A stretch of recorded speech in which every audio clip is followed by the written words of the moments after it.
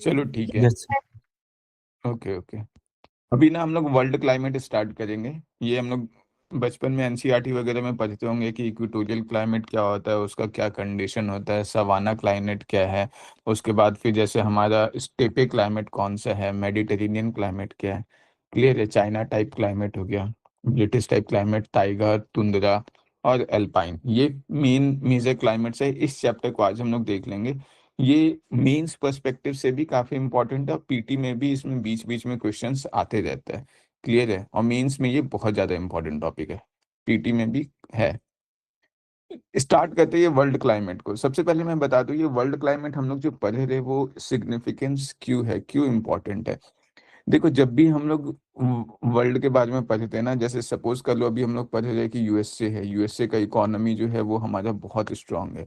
फिर हम लोग एक साइड देख रहे हैं कि जैसे सपोज कर लो केनिया है, तंजानिया है, ये सब कंट्रीज है जिनका इकोनॉमी बहुत ज़्यादा वीक है।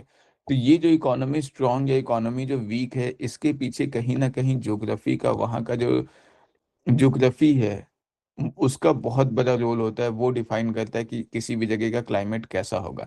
जैसे सपोज अगर किसी जगह का ज्योग्राफी ऐसा है कि वहाँ पे ग्रासलैंड्स बहुत ज़्यादा पाया जाता है। क्लियर है। अब अगर वहाँ पे ग्रासलैंड्स, घास भूमि है बहुत ज़्यादा, तो वैसे केसेस में क्या होगा, जहाँ पे भी घास भूमि होगा वहाँ पे एनिमल हस्बेंड्री का काम बहुत ज्यादा होगा, चारवाही का काम बहुत ज्यादा होगा, डेयरी सेक्टर, दूध उत्पादन बहुत ज्यादा होगा।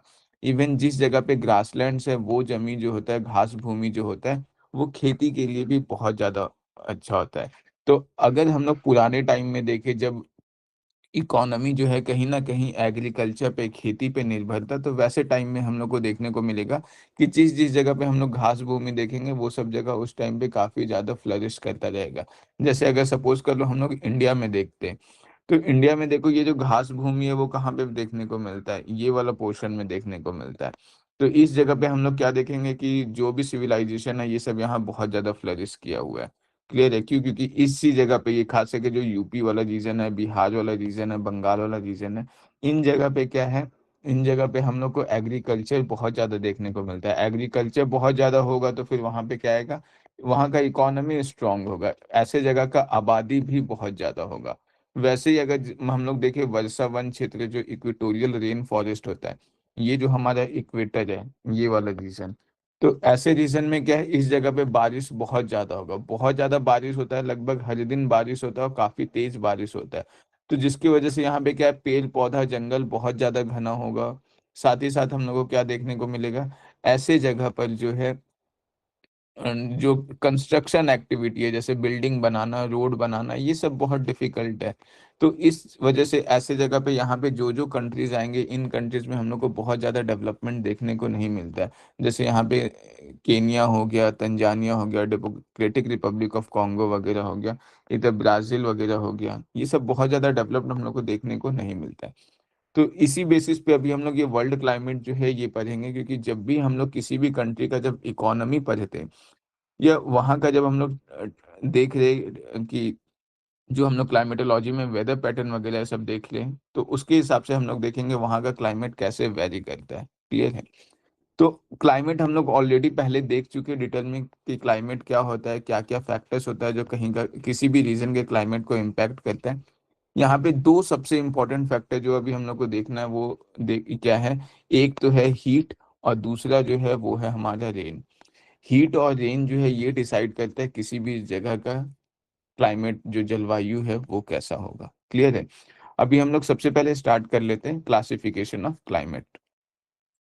देखो, क्लासिफिकेशन ऑफ क्लाइमेट अगर देखे ना, तो सबसे पहले जो है वो ट्रॉपिकल क्लाइमेट देख लेते हैं। ट्रॉपिकल क्लाइमेट मतलब क्या, जो कर्क रेखा और मकर रेखा के बीच का जो क्षेत्र है, इसमें कौन कौन से क्लाइमेट आते हैं। तो कर्क रेखा और मकर रेखा जो ट्रॉपिक ऑफ कैंसर और कैप्रिकॉर्न है, इसके बीच में मेनली तीन क्लाइमेट हम लोग देखेंगे। एक तो इक्वेटोरियल क्लाइमेट जो विषुवत रेखा वाला है, दूसरा मानसून क्लाइमेट, और तीसरा जो है सवाना क्लाइमेट। सबसे पहले देख लेते हैं इक्वेटोरियल क्लाइमेट। देखो, इक्वेटोरियल क्लाइमेट नाम से ही पता चल रहा है कि ये इक्वेटर जो भूमध्य रेखा है, ये भूमध्य रेखा के आसपास है। यहाँ पे देखो, ये अगर मैप हम लोग देखें तो ये 0 डिग्री इक्वेटर है, और फिर यहाँ पे जो है इक्वेटर से ये 10 डिग्री लगभग ऊपर नॉर्थ और 10 डिग्री लगभग नीचे साउथ। इस रीजन में जो है, इस रीजन में हम लोग को ये इक्वेटोरियल क्लाइमेट जो है वो देखने को मिलता है। अब इस जगह पे हम लोग देख चुके हैं कि यहाँ पे क्या होगा, इस जगह पे जो है रेनफॉल बहुत ज्यादा होता है, क्योंकि हम लोग याद है क्लाइमेटोलॉजी जब पढ़े थे तो सन का डायरेक्ट रे कहाँ पे आ रहा है, ये इक्वेटर वाला रीजन पे आ रहा है। तो इस जगह पे क्या हो रहा है, काफी ज्यादा इवापोरेशन हो रहा है, वाष्पीकरण बहुत ज्यादा होगा, फिर इवापोरेशन होने के बाद बादल का फॉर्मेशन होगा और फिर बारिश होगा। तो यहाँ पे काफी ज्यादा घना जंगल देखने को मिलता है, जैसे इस पिक में देख सकते हो बहुत ही डेंस फॉरेस्ट है, इतना ज्यादा डेंस होता है कि यहाँ पे हम लोग को कहीं पे भी सॉइल नहीं दिख रहा है, सतह नहीं दिख रहा है। क्लियर है। तो ये कुछ इक्वेटोरियल क्लाइमेट कुछ इस तरीके का होता है। अब क्योंकि ये इक्वेटर वाला रीजन है, सन का डायरेक्ट रे यहाँ पे दिन भर आता है, तो इसलिए यहाँ पे क्या टेम्परेचर काफी अच्छा खासा हाई होता है। नमी बहुत ज्यादा होगा पानी में। नमी क्यों होगा बहुत, क्योंकि इवापोरेशन इतना ज्यादा होता है इस जगह पे कि हवा में नमी बहुत ज्यादा देखने को मिलता है। तो टेम्परेचर भी बहुत ज्यादा है, नमी भी बहुत ज्यादा है। और बहुत ज्यादा टेम्परेचर होने की वजह से इवापोरेशन भी बहुत ज्यादा यहाँ पे देखने को मिलता है। और इवापोरेशन ज्यादा है तो बारिश भी बहुत ज्यादा होगा। क्लियर है। दिन और रात का जो टेम्परेचर डिफरेंस है यहाँ पे, मतलब जैसे होता है ना कि जैसे सपोज कर लो राजस्थान है, तो राजस्थान के केस में क्या है कि दिन का टेम्परेचर अगर मान लो कि 35 डिग्री सेल्सियस है अभी, तो रात का टेम्परेचर जो है वो कितना होगा, हो सकता है 10 डिग्री टेम्परेचर हो। तो ये दिन और रात के बीच में क्या है, लगभग 25 डिग्री सेल्सियस का अंतर है, मतलब टेम्परेचर बहुत ज्यादा वेरी कर रहा है। यहाँ पे ऐसा नहीं होता है। दिन और रात का टेम्परेचर में बहुत ज़्यादा डिफरेंस देखने को नहीं मिलता है। रीज़न ये है कि एक तो यहाँ पे दिन और रात दोनों बराबर होता है इक्वेटर में। जैसे होता है ना कि अभी अगर सपोज कर लो ठंड का टाइम है, तो ठंड के टाइम में इंडिया में क्या हो जाए, रात जो है वो हो सकता है 14 घंटे का हो, और दिन जो है वो हो सकता है ये हमारा 10 घंटे का हो, ऐसा हो सकता है। गर्मी टाइम में उल्टा हो सकता है कि दिन जो है यहाँ पे दिन बड़ा करता है, तो दिन हो सकता है 14 घंटे का हो, रात जो है वो 10 घंटे का हो। बट इक्वेटर के साथ खासियत ये है कि यहाँ पे जो है वो लगभग दिन और रात दोनों का दोनों 12 घंटे का आसपास होता है। तो इसकी वजह से भी एक है कि दिन और रात का टेम्परेचर डिफरेंस कम होता है। क्लियर है। और दूसरा है कि यहाँ का टेम्परेचर थोड़ा मॉडरेट रहता है, मतलब रेनफॉल वगैरह भी होते रहता है, तो बहुत ज़्यादा भी गर्मी और बहुत ज़्यादा भी ठंड ऐसा नहीं होता है। इवन अगर देखा जाए तो यहाँ पे सिर्फ और सिर्फ रेनी सीजन ही जैसा सीजन है। ऐसा नहीं है कि बहुत ज़्यादा जैसा हम लोग का इंडिया में इधर आता है कि समर सीजन आ गया कि बहुत तेज धूप है, या फिर विंटर सीजन आ गया, ऐसा नहीं है। सालों भर यहाँ पे रेनी सीजन है। बहुत ज़्यादा बारिश होने की वजह से एक चीज़ और देखो कि अगर बहुत ज़्यादा बारिश होगा ना, तो ये चीज़ नोटिस करते होगे कि बारिश के टाइम में बीमारी बहुत ज़्यादा फैलता है, जो वायरल डिजीज़ वगैरह है। ये सब नोटिस करते हो, जो वायरल डिजीज़ है ये बहुत ज़्यादा फैलता है। लोग बीमार भी बहुत ज़्यादा पड़ते हैं। क्लियर है। तो यहाँ पे ध्यान में रखना कि ये वो रीजन है, इस रीजन्स में हेल्थ का इशू है। उसके बाद फिर हम लोग देखें क्या, कि यहाँ पे इकोनॉमी का इशू है कि इंफ्रास्ट्रक्चर जो है वो डेवलप नहीं किया जा सकता, क्योंकि बिल्डिंग्स वगैरह बनाने के लिए भी हम लोग का होता है ना कंस्ट्रक्शन एक्टिविटी, तभी किया जा सकता है जब उसको सूखने का टाइम तो मिले। यहाँ हर दिन बारिश हो जाए और काफी तेज बारिश हो जाए, सालों भर बारिश हो जाए, तो इंफ्रास्ट्रक्चर देखने को नहीं मिल सकता है। जंगल जो है वो बहुत ज्यादा घना है, डेंस फॉरेस्ट है। डेंस फॉरेस्ट होने के साथ साथ क्या है, जो लकड़ी है यहाँ का, ये लकड़ी बहुत ही ज्यादा मजबूत होता है, मतलब एक तो जंगल काटना बहुत डिफिकल्ट है। जैसे हम लोग का क्या है कि हिमालय के साइड का जंगल बहुत आसानी से कट जाता है, जो डेसिडियस फॉरेस्ट होगा ये सब का भी जंगल आसानी से कट जाता है, बट जिस जिस जंगल मिलता है वहां का लकड़ी उतना ज्यादा मोटा और उतना ज्यादा मतलब जो है मजबूत होता है। तो यहाँ पे डेंस फॉरेस्ट होने की वजह से जंगल का कटाई करना मुश्किल है, और दूसरा अगर जंगल का कटाई कर भी देते हैं तो बारिश इतना ज्यादा होता है कि उस जगह पे जंगल वापस बहुत जल्दी भी उग जाता है। फिर क्योंकि यहाँ पे बारिश बहुत ज्यादा हो जाए तो उसकी वजह से क्या होगा, जो भी मिट्टी है, तो मिट्टी का ऊपर वाला लेयर में होता है ना फर्टिलिटी ह्यूमस कंटेंट, कि जो भी उपजाऊ क्षमता है उर्वरक है, ये सारा उर्वरक क्या होता है, बहुत तेज बारिश होने की वजह से सारा बह के निकल जाता है। और जिसकी वजह से अब यहाँ पे क्या होगा, यहाँ पे एग्रीकल्चर जो है, खेती जो है वो भी बहुत अच्छा नहीं हो पाता है। एग्रीकल्चर का स्थिति खराब है। ये सारा फैक्टर अगर हम लोग देखें तो कहीं ना कहीं यहाँ का क्या बोल रहा है कि यहाँ का जो अर्थव्यवस्था है, इकोनॉमी खराब है, क्योंकि इंफ्रास्ट्रक्चर बन नहीं सकता, जंगल काट नहीं सकते, एग्रीकल्चर जो है वो खेती कर नहीं सकते, बीमारी बहुत ज्यादा तेज फैलेगा। क्लियर है। तो इसीलिए देखो इस जगह पे जितने भी कंट्रीज है, जैसे श्रीलंका हो गया, मलेशिया हो गया, इंडोनेशिया, इधर पापुआ न्यू गिनिया, ये सब जितना भी है, इधर केनिया, तंजानिया है, डेमोक्रेटिक रिपब्लिक ऑफ कॉन्गो है, ये सारा कंट्रीज ऐसा कंट्रीज है जो मतलब आर्थिक स्थिति में बहुत ज्यादा अच्छा नहीं है। क्लियर है? तो ये सारा चीज़ ध्यान में रखना है कि एक चीज़ और है, यहाँ पे जैव विविधता बहुत ज़्यादा देखने को मिलेगा, जो बायोडायवर्सिटी है वो बहुत ज़्यादा रिच होता है, क्योंकि फॉरेस्ट डेंसिटी यहाँ पे बहुत ज़्यादा है। क्लियर है? ज़मीन कैसा होगा? ज़मीन थोड़ा दलदल जैसा होगा, क्योंकि दिन भर बारिश होते रहता है। तो ये जो है, ये हमारा इक्वेटोरियल क्लाइमेट है। अभी हम लोग ट्रॉपिकल क्लाइमेट को देख रहे हैं, ट्रॉपिक ऑफ कैंसर और कैप्रिकॉर्न के बीच में जो-जो क्लाइमेट पाया जाता है। तो ये हमने इक्वेटोरियल क्लाइमेट देख लिया, 10 डिग्री नॉर्थ से 10 डिग्री साउथ। इसके बाद फिर जो अगला क्लाइमेट है, वो हमारा है मानसून क्लाइमेट।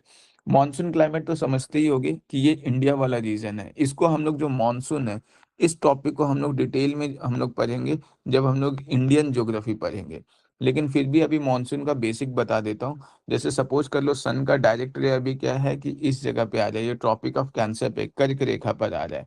अब ये जब कर्क रेखा पे सन का डायरेक्ट रे आ रहा है, तो उस केस में क्या होगा, यहाँ पे लो प्रेशर डेवलप होगा। अब इस जगह पे जो है, यहाँ पे जो tropic of cancer tropic of capricorn है ऑस्ट्रेलिया के पास, यहाँ पे क्या होगा, यहाँ पे हाई प्रेशर डेवलप होगा। एयर का मूवमेंट क्या होता है, हाई प्रेशर से लो प्रेशर में। हम लोग याद है देखे थे कि हाई प्रेशर से लो प्रेशर में मूव करता है, मतलब हवा को जाना कैसा चाहिए, इस जगह से इधर ऐसे जाना चाहिए, ऑस्ट्रेलिया से इंडिया के साइड जाना चाहिए। अब होगा क्या, यहाँ से हवा ऐसे तो जाना चाहेगा, लेकिन कॉरियोलिस फोर्स के कारण क्या होता है, हमने देखा था ना, सदर्न हेमिस्फीयर में क्या होता है, ये लेफ्ट डायरेक्शन में टर्न कर जाता है। तो ये सदर्न डायरेक्शन में क्या होगा, ऐसे लेफ्ट मूव जाएगा, जाना सीधा था लेकिन लेफ्ट में चला जाएगा। फिर हमने देखा था इक्वेटर के पास कॉरियोलिस फोर्स 0 होता है, तो यहाँ पे ये सीधा जाएगा। फिर इसको जाना तो ऊपर इंडिया के पास था, ऐसे मतलब ऊपर ऐसे जाना था, लेकिन अब क्या होगा, इधर नॉर्दर्न डायरेक्शन में क्या होता है, कॉरियोलिस फोर्स की वजह से विंड राइट डायरेक्शन में डिफ्लेक्ट कर जाता है। तो ये भी विंड एक्चुअली में क्या होगा, ये ऐसे और फिर ये ऐसे डिफ्लेक्ट करेगा। और फिर यहाँ पे क्योंकि हिमालय है, तो उसकी वजह से ये ऐसे बेंड कर जाएगा हिमालय से ऐसे टकरा के। और फिर ये वाला जो विंड है कुछ ऐसे जा करके ऐसे इंडिया में बारिश करेगा। तो यही कुछ मानसून का फिनोमेनन है। तो ये जो मानसून क्लाइमेट है, वो ये सारे रीजन्स में देखने को मिलता है। जैसे अगर हम लोग यहाँ पे देख लेंगे, इंडिया वाला रीजन हो गया, पाकिस्तान हो गया, बांग्लादेश वाला रीजन हो गया, श्रीलंका, म्यांमार, थाईलैंड, ये पूरा का पूरा साउथ ईस्ट एशियन रीजन जो है ये हो गया। कुछ हिस्सा जो है यहाँ पे भी पाया जाता है, इधर भी मानसून का अलग फिनोमेनन देखने को मिलता है। ऐसा नहीं है कि केवल ये यही रीजन में होता है। तो ये जो है, ये मानसून क्लाइमेट है। ये मानसून क्लाइमेट इसको बोला क्यों जाता है? देखो, इस क्लाइमेट का, ऐसे क्लाइमेट का खासियत ये है कि यहाँ पे सालों भर बारिश नहीं होता है, बट अगर साल में अगर देखा जाए तो अच्छा खासा बारिश होता है। बट वो साल का जितना भी बारिश है, लगभग 90% बारिश जो है वो 3 से 4 महीने में ही हो जाता है। बाकी जो मतलब 9 से 10 महीना है या 8 से 9 महीना है, वो 8 से 9 महीना क्या होता है, लगभग सूखा जाता है, बहुत ज़्यादा बारिश देखने को नहीं मिलता है। जैसे अगर इंडिया के केस में देखें, तो जून से सितंबर में ही लगभग 90% साल का बारिश इसी टाइम हो जाता है। और यहाँ पे क्या है कि जो रेनफॉल होता है वो कब आता है, समर सीजन के बाद। मतलब पहले गर्मी आएगा और फिर बारिश आएगा। गर्मी आता है तो यहाँ पे क्या होता है, लो प्रेशर डेवलप होता है, और फिर यहाँ पे हाई प्रेशर होता है, जिसकी वजह से इधर से जो हवा आता है वो मॉइस्चर लेकर के आता है और यहाँ पे रेनफॉल करता है। तो वही है कि ऐसे रीजन्स में क्या होता है, रेनी सीजन जो है वो समर सीजन के बाद आता है। ये ध्यान में रखना, मैं ये इसलिए बता रहा हूँ क्योंकि आगे हम लोग अभी मेडिटेरेनियन क्लाइमेट पढ़ेंगे, तो वहां पे हम लोग देखेंगे कि ये जो रेनफॉल है, रेनी सीजन जो है वो विंटर सीजन के टाइम आता है। क्लियर है? अगर हम लोग यहाँ का विंटर सीजन देखें, तो इस पोर्शन का जो विंटर सीजन है ये जनरली ड्राई होता है, बहुत ज़्यादा बारिश नहीं होता है, बहुत कम होता है। अगर होता भी है तो इस रीजन्स में थोड़ा ज़्यादा रेनफॉल होता है। क्लियर है? वेस्टर्ली डिस्टर्बेंस की वजह से, जो हम लोग बाद में डिस्कस करेंगे। क्लियर है? और एक चीज़ और देखो, यहाँ का जो क्लाइमेट है ना, इस जगह का क्लाइमेट जो है वो थोड़ा फेवरेबल होता है एग्रीकल्चर के लिए, खेती के लिए यहाँ का क्लाइमेट बहुत अच्छा होता है। क्योंकि यहाँ पे तो साल भर एक तो बारिश नहीं हो रहा है, जिससे मिट्टी खराब होगा, यहाँ का मिट्टी भी फर्टाइल होता है। और दूसरा एक चीज़ और है जो यहाँ पे ध्यान में रखने का बात है कि इस जगह पे जो फॉरेस्ट पाया जाएगा वो डेसिडियस फॉरेस्ट पाया जाएगा। डेसिडियस फॉरेस्ट का मतलब क्या है, पतझड़ वाला पेड़। कि जब बहुत ज़्यादा गर्मी होगा तो उसके बाद क्या होगा कि ये पत्ते जो हैं वो अपना मतलब पतझड़ होना स्टार्ट हो जाता है। क्लियर है? ताकि मतलब जो इवैपोरेशन है उसकी वजह से वाटर लॉस को प्रिवेंट किया जा सके। तो यहाँ पे एवरग्रीन जो सदाबहार पेड़-पौधे हैं वो देखने को यहाँ पे नहीं मिलता है। एग्रीकल्चर के लिए ये रीजन बहुत फेवरेबल है। ऐसे रीजन्स में खेती बहुत अच्छा होता है, तो ये खेती के लिए फेवरेबल है। अगर खेती होगा तो यहाँ का इकोनॉमी कैसा होगा? वो भी अच्छा होगा। बीमारी बहुत ज़्यादा फैलने का चांस है क्या? बीमारी केवल तब फैलेगा जब यहाँ पे बारिश का मौसम होगा, बाकी साल भर जो मौसम है वो काफ़ी साफ़ रहता है, तो उस वजह से बीमारी का भी बहुत ज़्यादा इश्यू नहीं है। तो इ ऐसे जगह में रहने के लिए ये सारा जगह जो है, जो मानसून क्लाइमेट वाला रीजन है, ये रहने के लिए बहुत ज़्यादा अच्छा होता है। इसीलिए देखो दुनिया का बहुत बड़ा जनसंख्या जो है वो ऐसे रीजन्स में रहता है, जैसे ये इंडिया वाला रीजन हो गया, ये साउथ ईस्ट एशिया का रीजन हो गया, इधर पाकिस्तान, बांग्लादेश हो गया, इधर चाइना का ये वाला रीजन भी थोड़ा आता है इधर। ये सब रीजन में क्या है, जनसंख्या बहुत ज़्यादा देखने को मिलता है। क्लियर है? तो क्यों? क्योंकि क्लाइमेट जो है यहाँ का, जो जलवायु है वो एग्रीकल्चर के लिए भी फ़ेवरेबल होता है, जंगल के लिए भी फ़ेवरेबल होता है। जंगल का कटाई करना भी यहाँ पे बहुत ज़्यादा डिफ़िकल्ट नहीं है, और खेती बहुत ज़्यादा होने की वजह से यहाँ पे इकोनॉमिक अपॉर्च्युनिटीज़ बहुत ज़्यादा है। इसीलिए देखो कि पुराने ज़माने में अगर हम लोग देखिए, प्राचीन भारत का इतिहास या प्राचीन विश्व का इतिहास देखें, तो वैसे टाइम में वैसा जगह बहुत ज़्यादा प्रॉस्पेरस था जहाँ पे एग्रीकल्चर फ़ेवरेबल था। तो इसीलिए देखो इंडिया का एग्रीकल्चर फ़ेवरेबल है, इसीलिए इंडिया हो गया या ये सब रीजन, ये सब प्राचीन काल में काफ़ी ज़्यादा प्रगति करता था, क्योंकि वहाँ का अर्थव्यवस्था अच्छा था। फिर ये जो है, ये तीसरा लास्ट जो है, वो है सवाना क्लाइमेट। सवाना क्लाइमेट, इसको सूडान टाइप क्लाइमेट भी बोलते हैं। देखो सूडान टाइप क्लाइमेट क्यों बोलते हैं? ये एक्चुअली जो है, ये अब यहाँ साउथ सूडान हो गया, पहले ये पूरा सूडान एरिया था। अब ये 2 पार्ट में बँट गया है। ये सूडान है और ये साउथ सूडान है, और ऊपर वाला जो है सूडान है। मेनली इसको जो है सवाना टाइप क्लाइमेट से ही जाना जाता है। देखो ये सवाना टाइप क्लाइमेट का खासियत बता देता हूँ। एक चीज़ देखो, हम लोग इकोलॉजिकल सक्सेशन पढ़े थे। सबसे पहले क्या होता है इस जगह पे, जैसे मान लो ये पूरा रेगिस्तान एरिया है, डेज़र्ट है। फिर इसके बाद क्या होगा, छोटा-छोटा पेड़-पौधा, घास भूमि वगैरह बनना स्टार्ट होगा। ये घास भूमि है, ग्रासलैंड। उसके बाद फिर क्या होगा, ग्रासलैंड के बाद थोड़ा पेड़-पौधा यहाँ पे ज़्यादा दिखना स्टार्ट होगा। ये जो है ये डिसीडियस फॉरेस्ट वाला होगा, पतझड़ वाला पौधा, और मतलब जो सालों भर हरा नहीं रहेगा। और फिर क्या होगा, बहुत ही घना जंगल आएगा। ये जो है, ये हमारा क्या होता है, एवरग्रीन फॉरेस्ट या फिर रेन फॉरेस्ट। तो ये पैटर्न कुछ इस तरीके से चलता है। बिल्कुल वैसा ही पैटर्न दुनिया में हम लोग को काफ़ी जगह देखने को मिलेगा। जैसे देखो, यहाँ पे अगर हम लोग देखें, अभी अगर हम लोग देखें तो इस जगह पे इक्वेटर के जस्ट पास यहाँ पे क्या था, इक्वेटोरियल फॉरेस्ट था। क्लियर है? यहाँ पे इक्वेटोरियल फॉरेस्ट है, उसके बाद फिर बहुत घना जंगल है। अब ये इक्वेटर से जैसे-जैसे दूर जाएँगे, यहाँ पे थोड़ा दूर जाएँगे तो यहाँ पे हम लोग को क्या देखने को मिलेगा? इक्वेटोरियल ना होकर के यहाँ पे थोड़ा डिसिडियस फॉरेस्ट देखने को मिलेगा। फिर इस जगह पे और आगे जाएँगे तो क्या देखने को मिलेगा? ग्रासलैंड्स देखने को मिलेगा, और फिर और आगे जाएँगे तो यहाँ पे क्या देखने को मिलेगा? सहारा डेज़र्ट देखने को मिलेगा। क्लियर है? ये जो है, ये इन जनरल ऐसा पैटर्न फ़ॉलो करता है, ज़रूरी नहीं कि ये हमेशा ऐसा ही हो, लेकिन ऐसा होता है आम तौर पे। वही चीज़ यहाँ पे है कि इस जगह पे देखो, ये अभी हम लोग क्या देखे कि 0 डिग्री से लेकर के 10 डिग्री नॉर्थ और 10 डिग्री साउथ तक क्या पाया जा रहा था? इस रीजन में हमारा पाया जा रहा था इक्वेटोरियल फॉरेस्ट। क्लियर है? इधर ये वाला रीजन जो है, ये हमारा इक्वेटोरियल फॉरेस्ट का रीजन था। क्लियर है? अब जो है वो 5 डिग्री साउथ से 15 डिग्री साउथ के आसपास वाला जो रीजन है, इस रीजन में हमारा पाया जाएगा सवाना क्लाइमेट। ये सवाना क्लाइमेट जो है, ये एक टाइप का घास भूमि है, ग्रासलैंड्स है। क्लियर है? इस जगह पे ग्रासलैंड्स बहुत ज़्यादा देखने को मिलेगा। याद है जो हम लोग लायन किंग वगैरह मूवीज़ वगैरह देखते हैं, उसमें जो लोकेशन होता है वो यही वाला लोकेशन होता है। यहाँ पे देखो ये घास वगैरह है, ये घास का जो लंबाई होता है वो बहुत लंबा-लंबा ग्ला घास होता है। इसको हम लोग एलिफेंट ग्रास भी बोलते हैं। क्लियर है? इसका हाइट जो है कभी-कभी, मतलब हम लोग के हाइट 5-5 फीट, 6-6 फीट तक ऐसे जाता है। तो यहाँ पे जो है ये घास भूमि होता है, ये अब क्योंकि यहाँ पे ग्रासेस है, तो इस जगह पे क्या है, ये ज़मीन जो है ये एग्रीकल्चर के लिए बहुत ही ज़्यादा फ़ेवरेबल है। घास क्यों है यहाँ पे?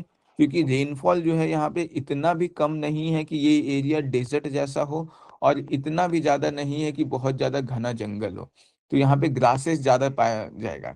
जो हम लोग सफारी वगैरह देखते हैं ना, जंगल सफारी वगैरह, जिसमें ज़ेब्रा देखने को मिलता है, जिराफ देखने को मिलता है, ये सब जो है, ये सब इसी रीजन में देखने को मिलता है। मतलब ये जो सवाना ग्रासलैंड वाला रीजन है, जैसे अगर हम लोग साउथ अमेरिका में देखें तो वेनेजुएला, कोलंबिया, इधर ब्राज़ील का कुछ हिस्सा, बोलिविया का कुछ हिस्सा, पैराग्वे हो गया, इधर सूडान हो गया, इधर जितने भी कंट्रीज़ है, ये सारे कंट्रीज़ का जो क्लाइमेट है, हम लोग को कुछ ऐसा ही ग्रासलैंड्स वगैरह टाइप देखने को मिलता है। क्लियर है? यहाँ पे हम लोग को क्या देखने को मिलेगा? एग्रीकल्चर बहुत हो रहा है। खेती बहुत ज़्यादा होगा, फिर लाइव स्टॉक भी बहुत ज़्यादा होगा। लाइव स्टॉक मतलब क्या? अ, जैसे गाय, भैंस, ये सब जो है, ये सारा इंडस्ट्री, एग्री एनिमल हस्बेंड्री बहुत ज़्यादा फ्लरिश करेगा। एनिमल हस्बेंड्री बहुत ज़्यादा होगा तो यहाँ पे हम लोग को डेयरी इंडस्ट्री भी बहुत ज़्यादा देखने को मिलेगा। तो दुनिया में जितना भी दूध उत्पादन वाला रीजन है वो सब वो ये सारे रीजन्स में काफ़ी अच्छा देखने को मिलता है। क्लियर है? तो इसीलिए देखो यहाँ पे ग्रासलैंड्स बहुत ज़्यादा है, बारिश कम है, उतना ज़्यादा बारिश नहीं है कि बहुत घना जंगल हो सके। और मेन ऑक्यूपेशन यहाँ के लोगों का क्या है? एग्रीकल्चर, खेती यहाँ का मेन ऑक्यूपेशन है। और दूसरा एनिमल हस्बेंड्री। दोनों का रीजन हम लोग देख लिए कि ऐसा क्यों है। मैंने बता दिया यहाँ पे यहाँ का वेजिटेशन किस टाइप का होता है। एलिफेंट ग्रास होता है, घास बहुत लंबा लंबा होता है, टॉल होता है, लगभग 6 से 12 फीट का हाइट तक जाता है। ट्रीज बहुत स्कैटर्ड है, मतलब बहुत दूर दूर में, यहाँ पौधा है, यहाँ पौधा है, यहाँ है, बहुत दूर दूर में पेड़ पौधा देखने को मिलता है। क्लियर है? नहीं तो पूरा का पूरा ऐसे घास ही घास होता है। वाइल्ड लाइफ अगर हम लोग देखें तो इसको natural zoo of the world बोला जाता है, क्योंकि जो भी हम लोग देखते हैं, ज़ेब्रा हो गया, हिरन जो एंटीलोप है, जिराफ, डियर, एलिफेंट, ये सब सब इसी ग्रासलैंड्स में बहुत ज़्यादा देखने को मिलते हैं। इवन जो लायन, टाइगर, लीपर्ड, चीता, ये सब है, ये सब यहाँ पे बहुत ज़्यादा देखने को मिलते हैं। क्लियर है? टूरिज्म इंडस्ट्रीज के लिए जो जंगल सफारी होता है, ये सब भी यहाँ पे बहुत ज़्यादा फेमस है। लोग जो यहाँ पे, ये जो केनिया हो गया, तंजानिया हो गया, ये वाला पोर्शन जो है, यहाँ पे घूमने जाते हैं जंगल सफारी करने के लिए। क्लियर है? सूडान वगैरह जाते हैं जंगल सफारी करने। तो ये जो है, ये हमारा सवाना क्लाइमेट है। देखो अब इस रीजन का क्लाइमेट पता चल गया, तो यहाँ के बारे में मतलब अभी जो है अपन ये भी बता सकते हैं कि यहाँ का इकोनॉमी वगैरह सब कुछ कैसा होगा। क्लियर है? फिर अब हम लोग आ जाते हैं, ये हम लोग का फर्स्ट टॉपिक था, ट्रॉपिकल टाइप क्लाइमेट, जिसमें हम लोग ट्रॉपिक ऑफ कैंसर और ट्रॉपिक ऑफ कैप्रिकॉर्न के बीच वाला रीजन देख रहे थे। जिसमें हमने पहले यहाँ पे इक्वेटोरियल देखा इस रीजन में, फिर यहाँ पे जो है ये वाला रीजन में हम लोग इधर सवाना ग्रासलैंड देखे, और ये मानसून रीजन जो है ये कुछ हिस्सा में देखे। अब हम लोग आ जाते हैं नेक्स्ट जो है वो dry climate.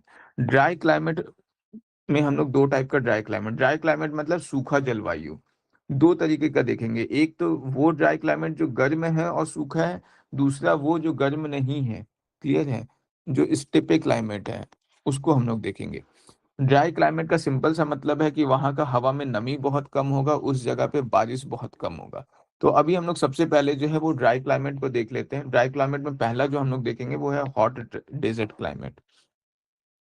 Hot desert climate में यहाँ पे देख लेते हैं। देखो, हॉट डेजर्ट क्लाइमेट नाम से ही पता चल जाए कि ऐसे जगह पे क्या है, डेजर्ट एरिया है और हॉट है। हॉट मतलब गर्मी भी बहुत ज्यादा है, तो यहाँ पे रेनफॉल भी बहुत कम होगा। रेनफॉल 10 से 15 सेंटीमीटर लगभग होगा।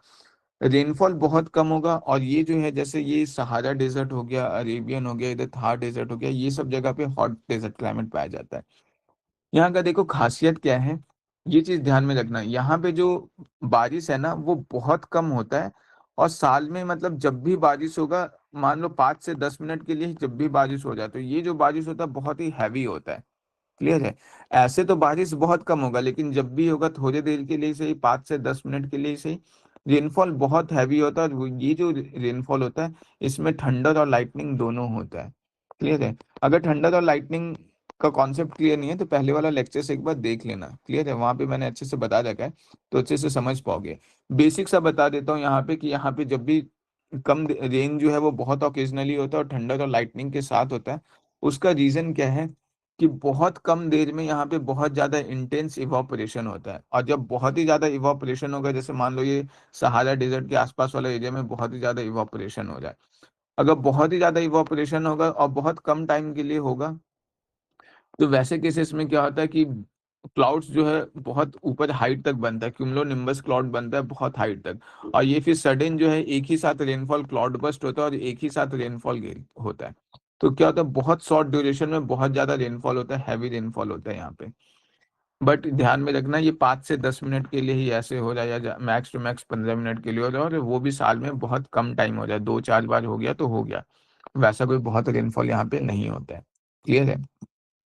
और ये वाला कॉन्सेप्ट एक बार प्रीवियस लेक्चर में देख लेना कि क्यों, मतलब अगर बहुत ज्यादा शॉर्ट ड्यूरेशन में, मतलब थंडर और लाइटनिंग का क्या कॉन्सेप्ट है कि जब भी क्यूमुलोनिम्बस क्लाउड बहुत हाइट पे ऐसे बनता है तो क्यों थंडर और लाइटनिंग होता है, तो उस चीज को देख लेना। डेजर्ट यहाँ का अगर क्लाइमेट देखे तो बहुत ही ज़्यादा गर्म है, दिन बहुत गर्म होता है, कभी कभी टेम्परेचर 45 से 50 डिग्री सेल्सियस भी पहुंच जाता है।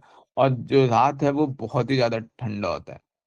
मतलब बिल्कुल एक्सट्रीम क्लाइमेट यहाँ पे चलता है कि दिन जरूरत से ज़्यादा गर्म है और रात जरूरत से ज़्यादा ठंडा है।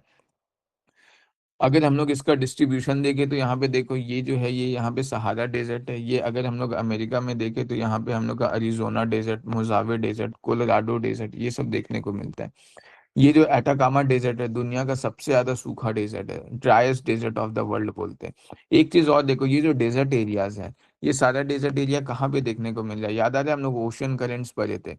ये कैनरीज करेंट कैसा करेंट है? कोल्ड वाटर करेंट है। ये California current cold water current है। पेरुवियन कोल्ड है, बेंगुएला करेंट है, वेस्ट ऑस्ट्रेलियन करंट है। ये सारा कोल्ड वाटर करंट है। तो जो जहाँ पे हम लोग, याद है कोल्ड वाटर करंट देखे थे, इस जगह पे क्या होता है, पानी जो है वो बहुत ज्यादा ठंडा है। ठंडा पानी में क्या होगा, इवापोरेशन नहीं होता है। जिसकी वजह से इवापोरेशन नहीं होगा तो बादल का फॉर्मेशन नहीं होगा, तो ऐसे रीजन में क्या होगा, रेनफॉल बहुत कम होगा। तो ऐसे रीजन में हम लोग को क्या देखने को मिल रहा है, डेजर्ट, ये डेजर्ट एरिया देखने को मिल रहा है। क्लियर है? तो वही है, ये डिस्ट्रीब्यूशन ध्यान में रखना। यहाँ पे कालाहारी डेजर्ट है, यहाँ नामीबिया के पास नामीबिया डेजर्ट है। क्लियर है? ये वेस्ट ऑस्ट्रेलियन करंट है, तो यहाँ पे डेजर्ट है। कोल्ड डेजर्ट इधर टेम्परेट रीजन में देखने को मिलेगा। अगर हम लोग देखें तो कैमल जो है, ये यहाँ का सिप ऑफ द डेजर्ट बोला जाता है, क्योंकि एक जगह से दूसरी जगह अगर जाना है तो कैमल का ही सवारी जनरली किया जाता है। जो पेड़ पौधा होता है वो बहुत ही कांटेदार होता है। क्यों? ताकि मतलब रेनफॉल बहुत ज्यादा कम है। कम रेनफॉल होने की वजह से यहाँ पे क्या है कि कांटेदार होता है, ताकि जो ट्रांसपिरेशन होता है पेड़ पौधों से, जो नमी जो है इवोपरेट होके जो इवोपरेट होता है वो कम से कम हो सके। क्लियर है? फिर ये जो खजूर है जिसको डेट्स बोलते हैं, ये बहुत ज्यादा पाया जाता है। जानते भी होंगे, जैसे सऊदी अरेबिया वगैरह का जो डेट्स है वो बहुत ही ज्यादा फेमस है, इंडिया में लोग बहुत खाते हैं। क्लियर है? तो वही है, लोग जो है वो कैमल मिल्क कंज्यूम करते हैं, डेट्स कंज्यूम करते हैं। एग्रीकल्चर वगैरह ये सब यहाँ पे बहुत ज़्यादा नहीं होता है। ऐसे रीजन में देखो, इस जगह ऐसे टाइप वाला रीजन जो है, यहाँ का इकोनॉमी कैसा होगा, थोड़ा पेस्टोरल इकोनॉमी होगा, चारवाहे वाला जिंदगी ज़्यादा होगा। क्लियर है? स्टेबिलिटी ऐसे बहुत ज़्यादा नहीं है यहाँ पे। पॉपुलेशन क्या बहुत ज़्यादा डेंस देखने को मिलेगा? पॉपुलेशन डेंस नहीं होगा। आबादी का घनत्व बहुत ही कम होगा। क्लियर है? जिस जगह पे एग्रीकल्चर बहुत ज्यादा है वैसे रीजन पे, या फिर जहाँ पे रिवर वगैरह फर्टाइल जमीन है, वैसे जगह पे हम लोग को पॉपुलेशन डेंसिटी हाई देखने को मिलता है। यहाँ पे पॉपुलेशन वगैरह भी काफी कम होगा। फिर हम लोग आ जाते स्टेपे क्लाइमेट। देखो ये भी ड्राई क्लाइमेट है, और इसको अगर मैं बोलूँ तो ये कहीं ना कहीं जो अभी हम लोग सवाना ग्रासलैंड्स पढ़े थे ना, ये इससे बहुत ज्यादा मिलता जुलता है। दोनों में देखो सिंपल सा अंतर है। ये सवाना क्लाइमेट जो है ये भी ग्रासलैंड है, और ये जो स्टेपे क्लाइमेट है ये भी ग्रासलैंड है। क्लियर है? दोनों में डिफरेंस बस इतना है कि ये जो सवाना ग्रासलैंड है ये ट्रॉपिकल रीजन में है, कर्क रेखा और मकर रेखा के बीच वाला हिस्सा, मतलब इक्वेटोरियल रीजन और ट्रॉपिक ऑफ कैंसर के बीच, और ये इधर इक्वेटोरियल रीजन और ट्रॉपिक ऑफ कैप्रिकॉर्न के बीच वाला हिस्सा में पाया जाता है सवाना ग्रासलैंड।